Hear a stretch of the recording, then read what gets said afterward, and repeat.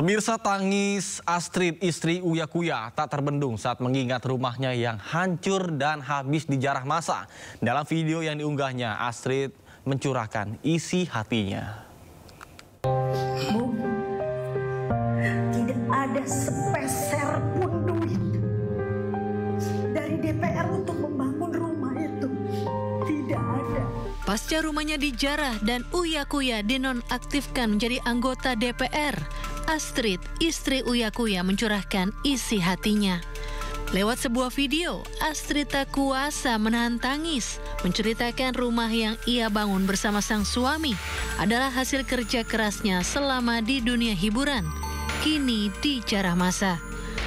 Dengan berderai air mata, Astrid mengungkapkan rasa sakit hatinya lantaran bukan hanya harta bendanya yang hilang, tapi juga suami yang menjadi korban fitnah. Uya yang duduk di sebelah sang istri juga seolah menahan tangis dan mencoba menguatkan sang istri. Masyarakat apa yang diberikan oleh pemerintah itu kita berikan semua kepada masyarakat, tidak ada dipotong sepeser pun. Karena saya tahu itu amanah. Setiap program yang ada dari pemerintah kita turunkan langsung tanpa ada potongan atau apapun, karena itu hak masyarakat. Itu saya sangat amanah. Saya selalu bilang sama tim saya, apa yang menjadi hak mereka harus diberikan. Mereka mendapat sekian, berikan apa yang mereka dapatkan. Sebelumnya dengan didampingi istrinya, Uya Kuya mendatangi kantor Polres Jakarta Timur di Jatinegara beberapa waktu yang lalu. Uya menyampaikan telah memaafkan para penjarah rumahnya dan tak akan membawa ke ranah hukum. Terus terang, saya kalau 10 tersangka ini saya nggak tahu, maksudnya nggak, karena saya juga sampai sekarang belum buat laporan apa-apa, Dan itu kan mungkin hasil laporan model A dari polisi atau mungkin hasil tangkapan polisi pada saat itu. Saya juga nggak mengerti karena tadi urusan saya kan di unit PPA dan khusus buat ibu ini aja. Seperti diketahui, rumah Uya Kuya dan Astrid menjadi salah satu rumah yang dijarah oleh massa buntut dituding ikut berjoget saat sidang DPR, seolah tidak prihatin dengan kesusahan rakyat Indonesia. Dari Jakarta, Tim Liputan iNews melaporkan. Viral berpesta di tempat hiburan malam, satu anggota DPRD Sumatera Utara jadi sasaran unjuk rasa mahasiswa di Medan, Sumatera Utara. Mahasiswa menilai anggota dewan tersebut tidak punya empati dan didesak segera dipecat.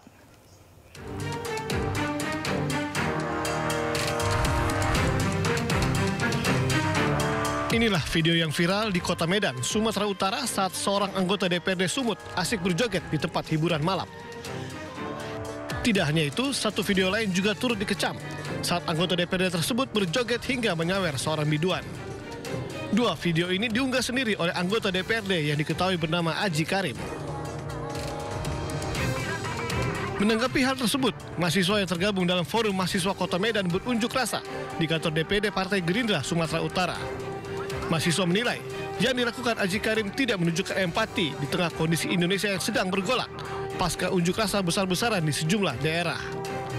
Mahasiswa mendesak Partai Gerindra Sumatera Utara untuk memecat Aji Karim sebagai anggota DPRD Sumut serta kader Partai Gerindra. Dari Medan, Sumatera Utara, Ahmad Ridwan Nasution, iNews melaporkan. Pemirsa, isu kenaikan tarif parkir di ibu kota hingga Rp30.000 per jam ditanggapi serius Gubernur DKI Jakarta Pramono Anung. Dirinya menyatakan belum ada rancangan untuk menaikkan tarif dan saat ini Pemprov DKI baru mengkaji terkait dengan sistem parkir.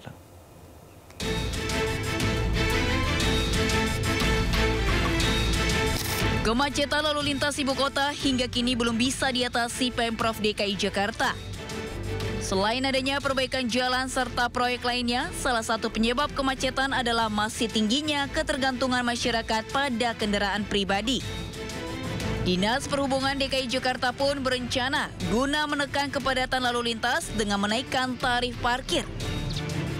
Rencana ini dianggap mampu mendorong masyarakat untuk mengurangi ketergantungan pada mobil pribadi dan pada akhirnya akan meningkatkan penggunaan transportasi publik. Bahkan rencana kenaikan tarif ini sudah diposting akun Pandemic Talks yang menuliskan judul besar, kenaikan tarif hingga Rp30.000 per jam hingga viral. Isu kenaikan tarif parkir ini pun ditanggapi Gubernur DKI Jakarta Pramono Anung. Ia memastikan hingga saat ini belum ada rencana kenaikan tarif parkir. Dan kabar yang beredar di media sosial dipastikan tidak benar alias hoaks.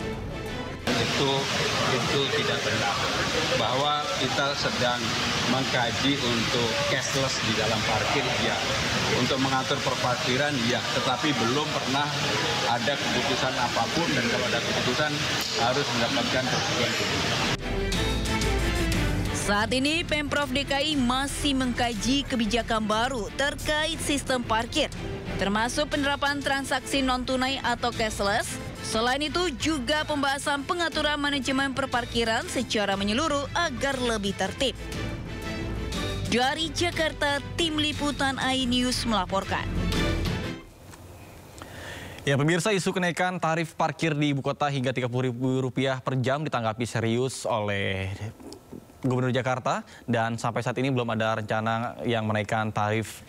Kemudian ke informasi lainnya bahwa pemerintah akan menarik dana yang tersimpan di Bank Indonesia sebesar Rp200 triliun untuk mendorong perputaran ekonomi yang lebih cepat. Kemudian pemerintah menegaskan dana yang disalurkan kepada perbankan tidak boleh digunakan untuk membeli instrumen surat utang negara.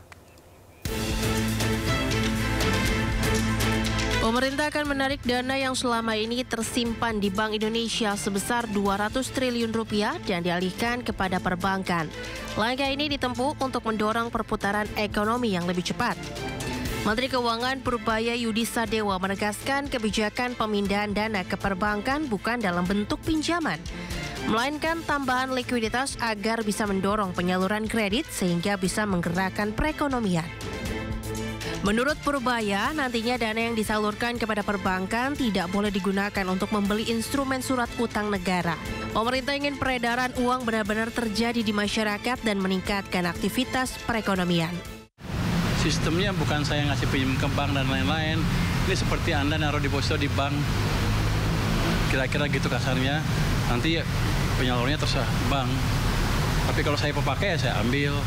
Tapi nanti diupayakan nanti penyalurannya ke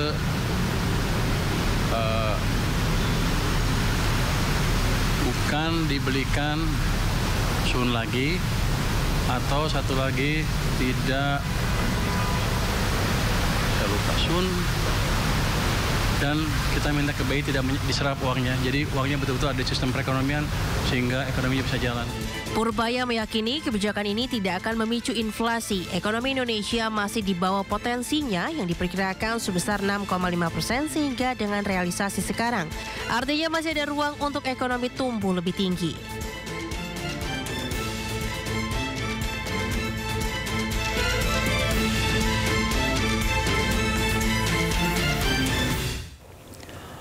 Pemirsa, misteri pemilik tanggul sepanjang 2 hingga 3 km beton di pesisir Cilincing, Jakarta Utara akhirnya terungkap. Gubernur Jakarta Pramono Anung meminta pemilik tanggul beton PT Karya Cipta Nusantara memberikan akses para nelayan untuk beraktivitas. Info nicing, tanggul betonnya di pesisir Cilincing menyulitkan nelayan pesisir untuk melintas.